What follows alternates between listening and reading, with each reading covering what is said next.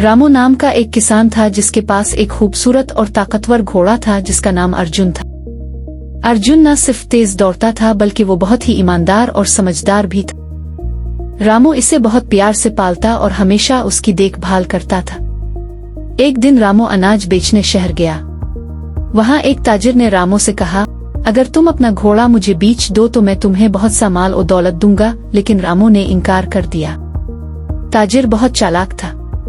इसने रामो की आंखों में धूल झोंक कर अर्जुन को चारा लिया और अपने अस्तबल में बांध दिया।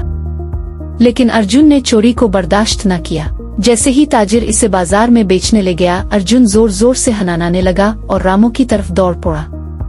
लोग जमा हो गए और सच सबके सामने आ गया। रामो को इसका घोड़ा वापस मिल गया और ताजिर को सजा मिली। सबक: ईमानदारी और सच्चाई की हमेशा जीत होती है और धोखा देने वाले को आखिरकार नुकसान ही उठाना पड़ता है।